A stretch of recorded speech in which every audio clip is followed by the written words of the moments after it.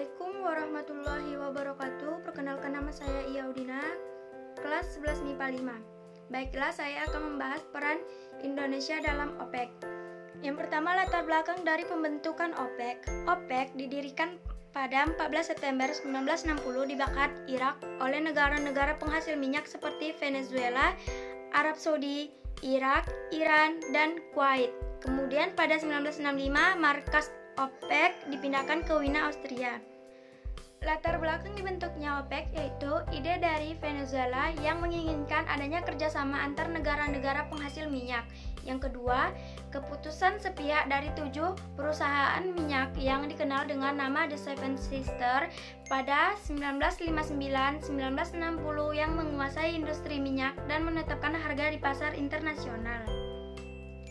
Negara yang mengundurkan diri, yang pertama Ekuador, yang mengundurkan diri pada tahun 1955 namun masuk kembali pada tahun 2007. Yang kedua Gabon, yang mengundurkan diri pada tahun 2008 namun masuk kembali pada tahun 2014. Indonesia juga mengundurkan diri pada tahun 2008 namun masuk kembali pada tahun 2014. Alasan Indonesia keluar dari OPEC karena Indonesia telah menjadi negara importir minyak sejak 2003 dan tidak mampu lagi memenuhi kuota produksi yang ditetapkan. Pada 2014 masuk kembali menjadi anggota OPEC.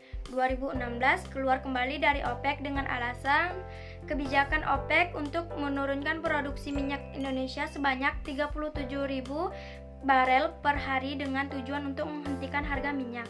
Yang kedua, tujuan OPEC. Secara umum pendirian OPEC untuk menjaga kestabilan harga minyak dan pembagian keuntungan yang adil bagi para negara produsen minyak. Namun selain itu OPEC memiliki tujuan lain sebagai berikut. Yang pertama, mencegah persaingan yang tidak sehat antar negara penghasil minyak. Yang kedua, menyatukan kebijakan negara-negara penghasil minyak.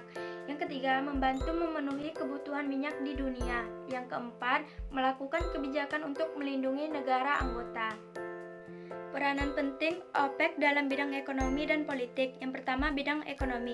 OPEC dapat mengatur harga minyak karena OPEC menguasai 55% minyak dunia. Yang kedua, bidang politik. OPEC membargo Amerika Serikat dan sekutunya untuk pergi dari Timur Tengah karena Amerika Serikat membantu Israel dalam melawan Mesir dan Suriah pada tahun 1970. Yang ketiga, peran Indonesia di OPEC. Yang pertama, menjadi mediator antara produsen dan konsumen OPEC.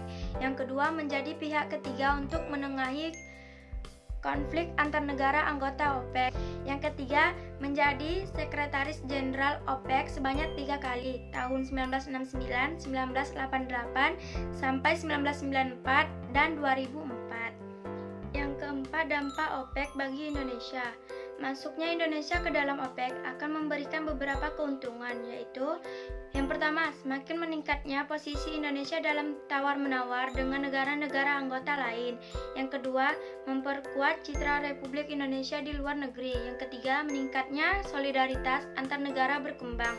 Yang keempat, kemudahan untuk mendapatkan akses terhadap informasi. Lalu bagaimana dampaknya bila Indonesia keluar dari OPEC?